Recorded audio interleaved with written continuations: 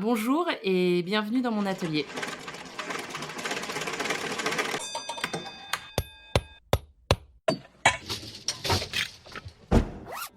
Bienvenue dans Histoire d'artisan. Je suis Lisa Millet et je serai votre guide dans l'exploration de l'artisanat. Je vous fais découvrir les visages, ou plutôt les voix, de ces femmes et hommes qui ont décidé de passer leur vie à créer. Aujourd'hui, nous accueillons Alice Marais, encadreuse et doreuse. Exceptionnellement, j'ai séparé les idées reçues de l'interview d'Alice. Nous avons été bavardes et avons beaucoup débattu sur ces deux métiers et sur l'artisanat. Alice réalise deux métiers qui sont sujets à de nombreuses idées reçues. Je suis contente que l'on ait redoré leur blason.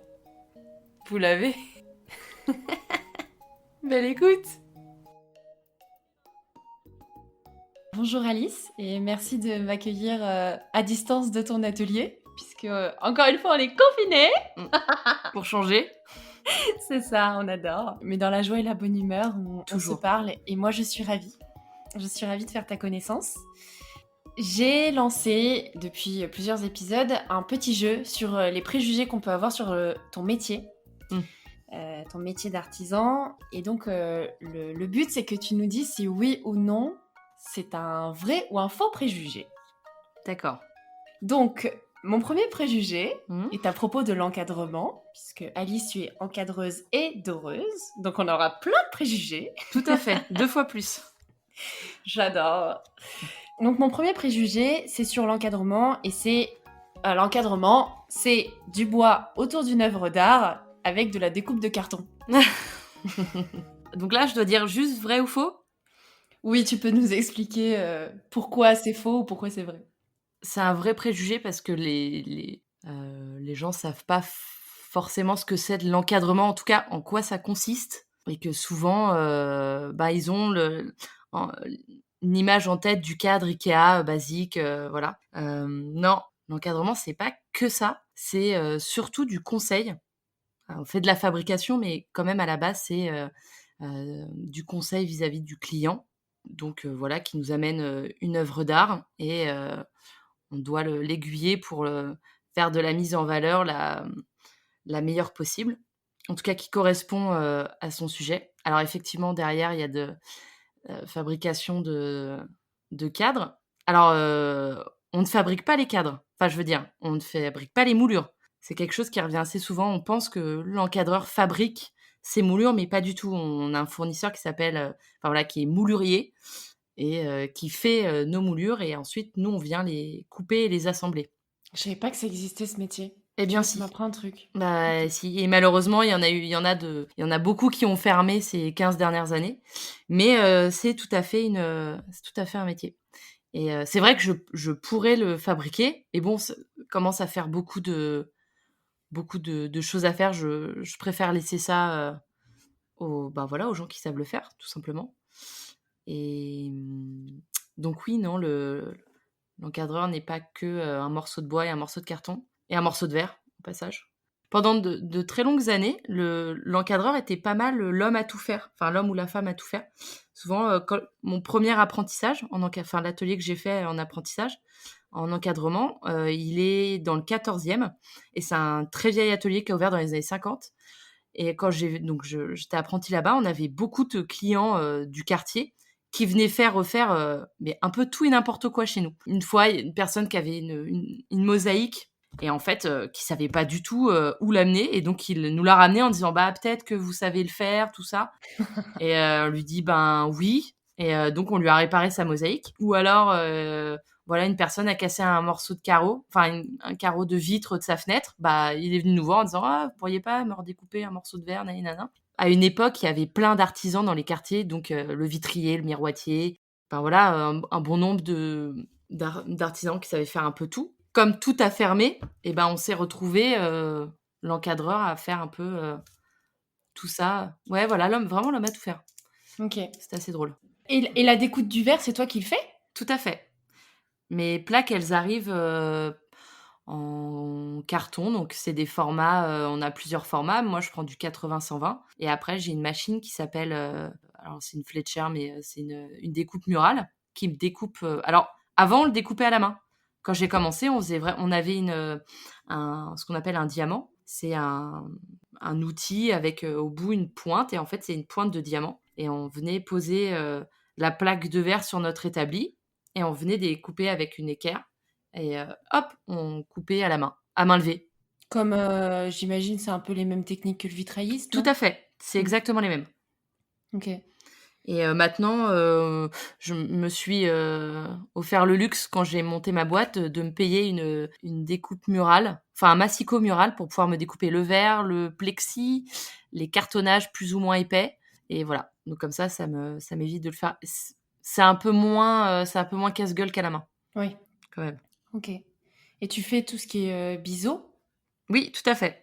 C'est pareil, les biseaux, tout ça, c'est à main levée. Il y a des encadreurs qui ont des machines parce que c'est plus rapide et quand ils ont une grosse quantité, ils perdent moins de temps. Mais moi, j'arrive pas à l'utiliser la machine. J'ai déjà essayé 1 ou 2 fois, mais je perds trop de temps, ça m'énerve. Donc je préfère faire tout, découper à la main. OK, donc l'encadrement, c'est surtout du conseil et donc j'en viens à poser la question, mais tu te fais payer ce conseil? Non. Non, parce que non, ça rentre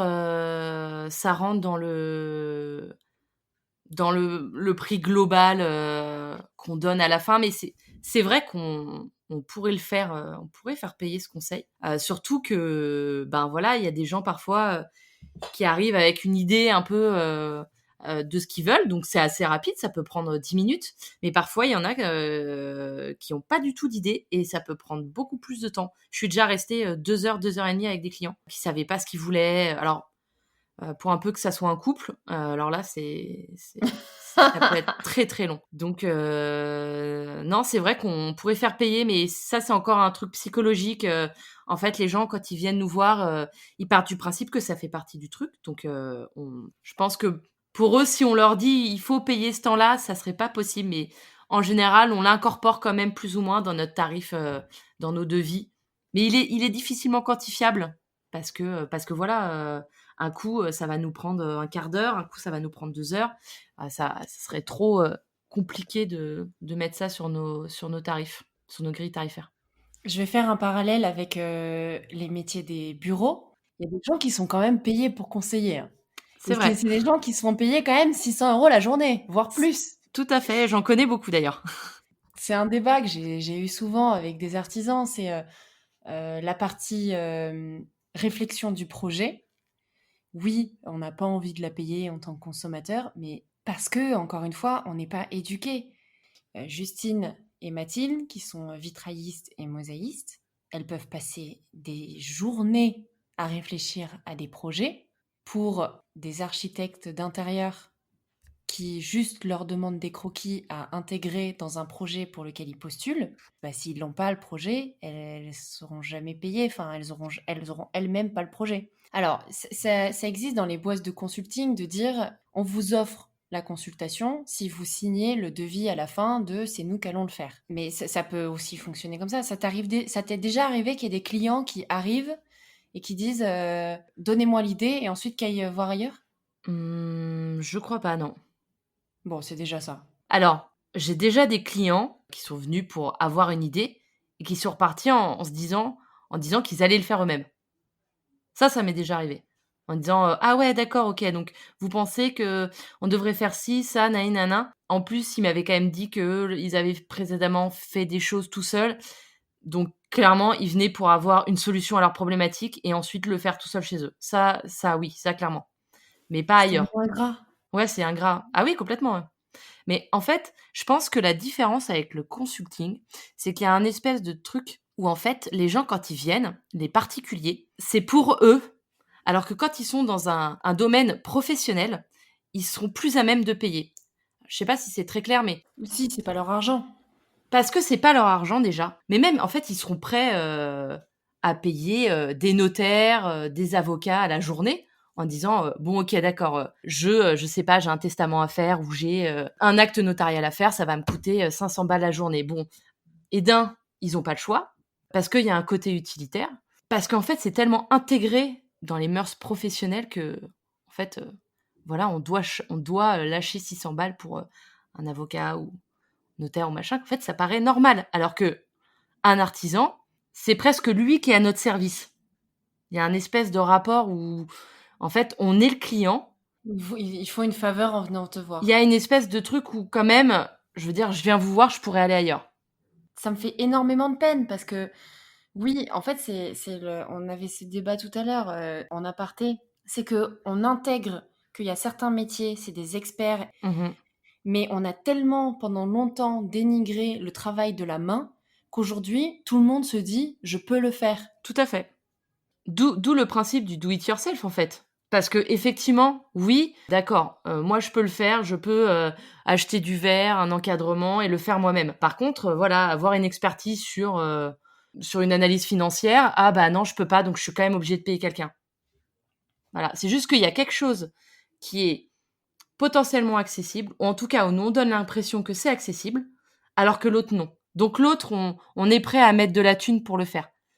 Mais en fait, je veux dire, OK, tu vas réussir à le faire, mais alors déjà, faut voir le résultat, ça va te prendre un temps considérable, pourquoi pas, hein? Alors est-ce que ça vaut pas plus le coup de payer un artisan? Moi, je sais qu'il y a des clients qui ont déjà tenté de faire quelque chose eux-mêmes, qui finalement sont venus me voir un peu, la queue entre les jambes en me disant: «Bon, j'ai essayé de le faire moi-même et j'ai un peu raté», et alors moi, je suis sans filtre. Je prends pas de pincettes et effectivement, ça m'est arrivé plusieurs fois. J'ai dit: «Oui, effectivement, c'est mauvais, c'est mal fait, vous avez fait n'importe quoi et en plus, vous allez me rajouter du travail parce que je vais devoir le démonter, on va devoir partir sur autre chose, alors que si vous me l'aviez amené pas fait, enfin voilà, brut, ça vous aurez perdu peut-être moins d'argent parce que là, du coup, vous avez acheté plein de matos qui va être inutilisable et en plus, vous avez abîmé votre sujet». Bon, voilà, et donc ils sont là tout penauds: «Ah mince, si j'avais su». Ben, ouais, en même temps, je veux dire, vous allez pas aller voir un boulanger en lui disant que vous allez lui apprendre son boulot, en disant: «Alors non, par contre le four, alors moi j'ai lu sur YouTube que le four c'est quand même plutôt à 300, mais bon, je vois que là c'est pas». Bah non, personne fait ça.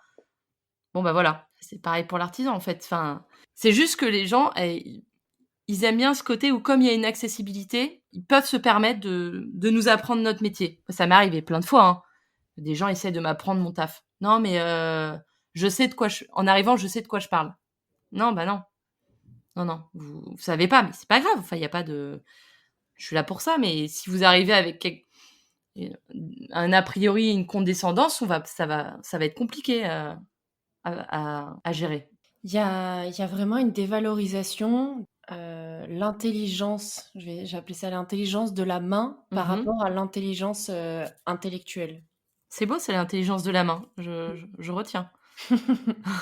C'est quand même incroyable de se dire: «Je vais arriver à encadrer un sujet aussi bien qu'une personne qui fait ça depuis 10 ans». Mmh. Moi ça me Ouais. Ouais, ouais, ça nous étonnera toujours, hein. Après, il y a des gens qui sont très doués avec leurs mains, hein, naturellement, hein. Mais bon, encore une fois, c'est parce qu'il y a un côté plus accessible. Moi, je pense qu'il y a vraiment 2 catégories de personnes. Il y a vraiment les gens qui ont complètement du mépris pour les artisans, les manuels et qu'en fait, ils disent: «De toute façon, je peux le faire, mais bon, comme j'ai de l'argent, je le fais faire par quelqu'un qui voilà, qui le fera». Mais pas parce qu'eux, comment dire? Parce ils peuvent se le payer, mais que s'ils pouvaient pas, ils le feraient eux-mêmes. Et il y a des gens qui sont complètement lucides sur le fait que, en fait, si ces gens-là font ce métier-là, c'est parce que a priori, ils vont forcément le faire mieux que nous-mêmes et ils ont vraiment un respect, pour l'artisan, pour la personne qui fabrique avec ses mains. Ils vont pas remettre en question ton métier juste parce que tu utilises tes mains. Et en plus, quand même dans l'artisanat, on utilise nos mains, bon, à la base, quand les gens viennent nous voir, c'est qu'il y a une problématique derrière. C'est qu'il faut qu'on réfléchisse à des choses. Il y a une sensibilité derrière, il y a une réflexion parce que bon, effectivement, quand c'est une photo, qu'on nous amène, mais on a des artistes avec qui on travaille qui parfois, font des œuvres qui ont des réelles problématiques. Où on se dit: «Bon, c'est grand, il y a de l'épaisseur, il va potentiellement falloir le déplacer».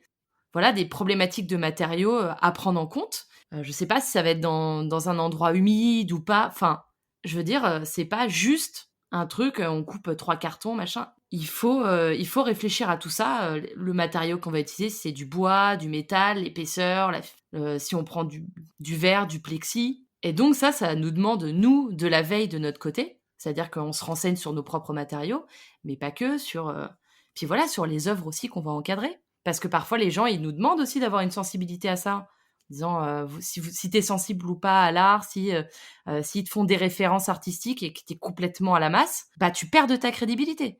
Si, je sais pas, un artiste va te parler de choses, et que tu sais pas de quoi il parle, mais il va pas te prendre au sérieux, en fait. Oui, les courants.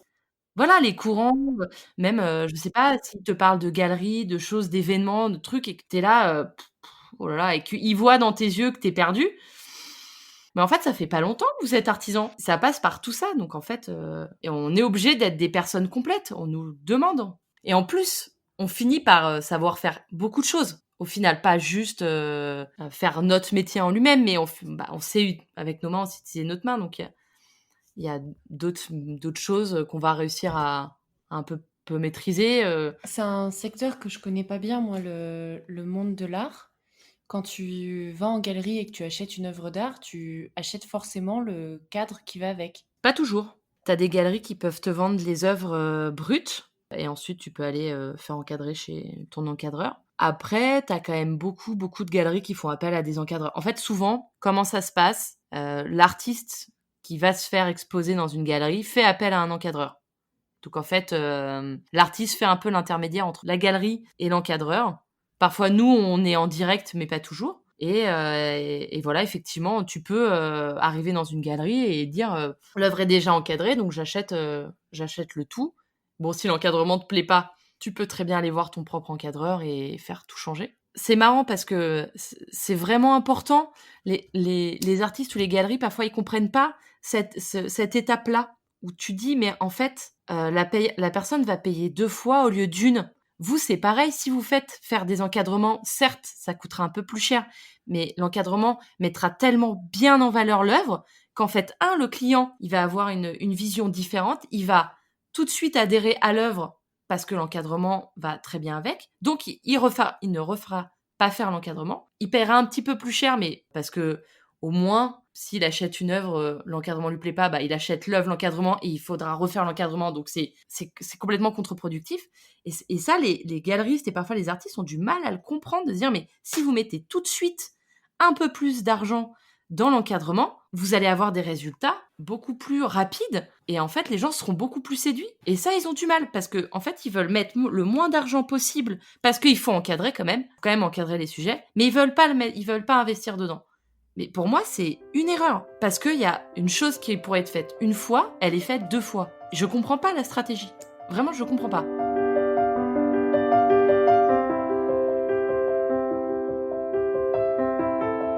Ça fait une très bonne transition avec mon deuxième préjugé qui est il n'y a pas de client pour l'encadrement.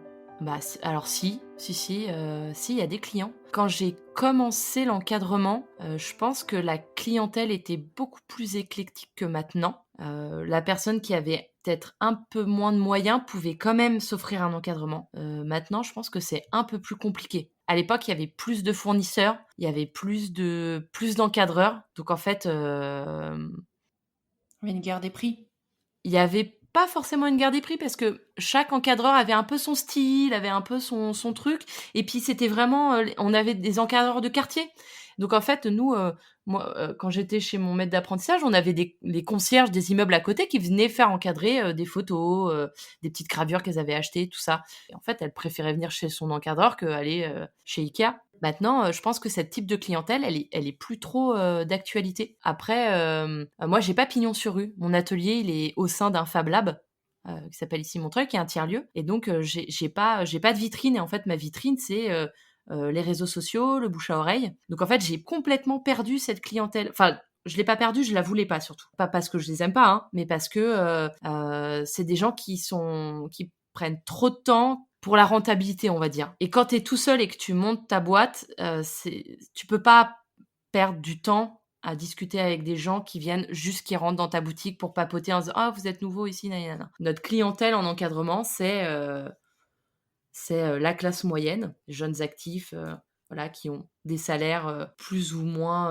élevés, mais en tout cas, qui sont sensibles à l'art, qui peuvent se dire: «Tiens, je peux m'offrir un cadre, un encadrement pour une œuvre qu'on m'a offerte ou que j'ai achetée, que j'adore, entre 100 et 200 euros». Après, il y a les artistes, tout ce qui touche au milieu de l'art de près ou de loin. Ce préjugé-là, je pense qu'il est moins fort en encadrement qu'en dorure, par exemple. Que là, on peut vraiment se poser la question de se dire: «Mais qui peut se payer de la dorure?» Un encadrement, c'est un peu plus accessible. J'ai une petite affiche que j'aime bien, je vais pouvoir me payer un encadrement, c'est vraiment plus accessible. En plus, on a une diversité d'échantillons, de choses, il y a plein de solutions. Même pour des tout petits budgets, tu peux avoir un bel encadrement. Pas forcément avec du bois, du métal, mais avec du papier. Enfin, vraiment, il y a plusieurs possibilités. En dorure, un peu moins, quand même. Au final, la technique de la dorure, c'est quand même l'utilisation de matériaux précieux. Tout à fait. Tu peux peut-être rebondir sur, tu dis, en dorure, on pourrait avoir ce préjugé qu'il n'y a pas de clients. Alors du coup, qui sont la clientèle, en dorure? Alors là, clairement, on n'est plus dans la classe moyenne, on est quand même plutôt, dans des classes aisées, voire riches, voire très, très riches. Effectivement, quand on fait des chantiers dans des appartements à Paris, là, clairement, c'est pas un graphiste, c'est pas qui sort de l'école. Là, on est vraiment sur des classes sociales, plutôt élevées et encore que, le fait d'avoir les 2 métiers, ça me permet d'introduire la dorure en encadrement. J'ai la possibilité de proposer à mes clients qui font des encadrements, de rajouter de la dorure sur les cadres. Alors pas en grosse quantité, mais, pour avoir des côtés un peu, plus modernes et un peu réhabiliter la dorure. Parce que souvent on a ce préjugé de: «Ah, c'est truc de vieux, c'est de la restauration de bois doré, c'est lourdingue, c'est très bling bling». Mais moi j'aime bien faire des mélanges de voilà, par exemple sur du bois très brut comme le chêne, avec des couleurs, avoir des petits filets dorés, que ça soit à l'or jaune, à l'or blanc, au moon gold, bref d'autres alliages, avec des couleurs un peu différentes. Et là, pour le coup, j'arrive à toucher ma clientèle en encadrement. Ça, c'est possible. Quand je fais de la restauration de bois doré, ça va être plutôt chez des antiquaires, des brocanteurs, des gens qui voilà, qui eux, pour le coup, ont des clients, qui peuvent s'acheter ce genre de cadre. De toute façon, on arrive quand même à des clients, plutôt aisés. Tu travailles peut-être beaucoup avec Saint-Ouen, le marché de Saint-Ouen, non? Pas du tout. Non? Non. Parce qu'il y a quand même des très très belles boutiques au marché de Saint-Ouen. Moi, ça serait plutôt le carreau des antiquaires dans le centre de Paris. D'accord. Ce serait plutôt dans ce coin-là, tout le quartier du Louvre, bon, en tout cas à l'époque parce que là maintenant, post-Covid, les dés ont un peu changé. Mais en tout cas, moi, quand j'ai fait ma formation en dorure, on avait beaucoup d'antiquaires, qui étaient dans ces coins-là. Même qui retapaient des meubles, anciens, tout ça. Alors, du coup, j'en viens à mon troisième préjugé. Ben, la dorure, c'est des feuilles d'or collées sur un objet. C'est oui, alors c'est pas toujours collé. Oui, non, c'est pas le préjugé le plus fort. Tu as dit: «C'est juste une feuille». Ouais, c'est des feuilles d'or collées sur un objet. On a mis une feuille et hop là, on a mis de la colle et c'est bon, la feuille d'or, elle est collée sur l'objet et hop là, basta. Alors, oui, souvent les gens aussi pensent qu'on n'utilise pas de la vraie feuille. Ils nous disent: «Mais vous utilisez de la peinture». La dorure, c'est de la peinture dorée. Si on utilisait de la peinture, du coup, on serait plus d'horreur, en fait. On serait genre d'autres choses, mais Peintre. pas ça. Voilà, peintre, à la rigueur, graffeur, je sais pas, qui utilise pas forcément de la feuille et non, non, non, oui, c'est un beau préjugé, mais c'est pas vraiment le cas. Enfin, en tout cas, c'est pas aussi grossier que ça. Mais non, la feuille d'or, c'est pas juste une feuille collée, il y a vraiment beaucoup de préparation. Après, il y a des techniques différentes. Pour le coup, les techniques qu'on utilise, dites à la miction, il y a quand même une préparation de support avant qui est obligatoire, souvent, la plupart du cas, pas toujours. Mais effectivement, ça nous arrive enfin, on l'utilise assez souvent sur des chantiers d'ailleurs. C'est un liquide collant, qu'on vient déposer sur notre, objet ou autre et effectivement, on vient coller, notre feuille dessus, mais c'est pas que ça. Enfin, je veux dire, c'est assez réducteur, en fait, de dire ça. Parce que, c'est marrant, il y a pas longtemps, sur un chantier, une personne qui est venue nous voir, une doreuse et moi, en disant: «Oui, j'aimerais bien acheter de la feuille d'or ou cuivre, je sais pas encore, parce que j'aimerais bien me dorer une petite statuette», tout ça, Et donc, il nous demandait, en fait, de lui montrer comment faire. Et on lui dit: «Mais pourquoi tu nous demandes pas, en fait, de te le faire?» Enfin, je veux dire, en plus, c'est quelqu'un qui travaille dans l'artisanat, donc on s'est rendu compte avec ma collègue, on s'est dit: «Mais en fait, même les gens qui sont dans l'artisanat, ils arrivent même à avoir, pas un espèce de mépris, mais en fait, un truc de: "Bah, ça a l'air facile, en fait, ce que vous faites. Que même moi, je peux le faire, il y a pas de problème"». Bah non, en fait, parce que comme c'est pas que poser de la feuille, c'est, voir comment le support va réagir. Selon le support, on va l'isoler ou pas et en fait, c'est un peu énervant. On lui a dit: «Mais si tu veux, on te le fait, en fait, on préfère même te le faire plutôt que toi tu le fasses, te rendre compte qu'en fait, ce que tu as fait, c'est franchement pas top et revenir nous voir en nous disant: "Bah, du coup, est-ce que vous pouvez nous le faire?"». Parce que, quand ils nous voient travailler, en fait, ils nous voient pas forcément, ils nous voient pas faire toutes les étapes, sur la pose de feuilles. Eux, ils voient peut-être juste, un moment donné dans notre travail, puis ils se disent: «Bah, ouais, bon d'accord, c'est juste on pose une feuille, on n'en parle plus». Bah, non, il faut épousseter après, il faut lisser l'or, il faut vérifier qu'il y ait pas de blanc, voilà, de débord, c'est pas juste ça. Oui. Ça en vient à notre dernier préjugé dont tu m'avais parlé. C'est toi qui me l'as soumis, on pouvait avoir ce préjugé sur la dorure. C'est que la dorure, c'est un métier très propre et pas du tout salissant et pas du tout physique. C'est vrai que c'est un gros, gros préjugé et d'ailleurs, ce qui est assez drôle, c'est que souvent, pour avoir rencontré des gens qui étaient en reconversion professionnelle ou même, des apprentis qui débutaient dans des boîtes, qui nous disaient: «Ah mais je m'y attendais, mais pas du tout» et en fait, les personnes souvent s'attendaient à, ben, voilà, faire de la pose de feuilles d'or, à la détrempe, comme on voit dans les bouquins ou, dans les reportages qu'on peut nous montrer. Pas du tout à, ben, voilà, faire du ponçage, ça pendant des heures, donc se salir. Utiliser des produits chimiques parce que, ben, quand il faut décaper, on utilise, de l'ammoniac, on peut utiliser de l'acétone pour dégraisser. On se prend ça quand même ça peut durer, plusieurs jours. La miction, c'est de la miction à l'huile, c'est pareil, c'est pas très bon pour la santé. On utilise, le white et donc souvent les personnes étaient assez étonnées et il y en a qui s'arrêtent parce qu'en fait, ben, quand on les envoie sur des chantiers, ils disent: «Ah mais en fait, si on fait pas du BTP, mais on est, logés à la même enseigne que, les gens qui travaillent sur des échafaudages». On peut travailler dehors dans des conditions, de merde ou dans des gros chantiers où on est 40 000 et que, bah, on travaille avec des pompes de sécu, en pantalon, même en hiver, même en été, pardon. On a des problèmes de dos. Si vous parlez à n'importe quelle doreuse, il y en a pas une qui va te dire, «Ah moi j'ai aucun problème de dos, tout va bien, j'ai pas mal aux mains, j'ai pas mal au truc, j'ai pas». Non, on a toutes des problèmes de santé. Quand on est sur des chantiers en extérieur, on travaille beaucoup. Tu me disais que les conditions sont, notamment d'hygiène, c'est pas le top. Non, c'est pas toujours le top. C'est vrai qu'il y a des chantiers où, encore une fois, pas forcément moi, des chantiers où, les doreuses devaient aller faire pipi dans des bassines, dans, des, vieux préfats pas chauffés, ou alors il faut, parcourir 20 minutes, pour aller se changer, enfin, ou les vestiaires sont pas chauffés, ou alors on n'a pas de clim en été. Quand on a des chantiers plombés, on est donc, en uniforme, plus une combi par-dessus, plus un masque. Et là, enfin voilà, c'est des conditions qui sont un peu extrêmes. Donc quand il fait effectivement 40 degrés et que vous êtes sous 15 000 couches, c'est pas très agréable. Enfin, c'est pas très agréable, c'est juste insupportable. Mais voilà, il faut le faire, ça fait partie de notre métier. Donc il y a vraiment une différence entre travailler en atelier, déjà, travailler en chantier. C'est vraiment, il y a des doreuses qui détestent travailler en atelier, elles aiment pas ça, les horaires c'est un peu trop conventionnel, ça bouge pas assez, le travail qu'il y a, enfin ça leur correspond pas. Elles préfèrent vraiment travailler sur les chantiers où, bah, en plus il y a des interactions sociales plus importantes, le challenge est un peu plus fort et inversement, tu en as qui supportent pas d'être en chantier et il y a une petite forme de liberté aussi sur les chantiers, qu'il y a pas forcément en atelier parce qu'on n'a pas toujours les patrons sur le dos ou dans le coin. Mais l'atelier, ça reste aussi éprouvant. On porte des charges qui sont lourdes.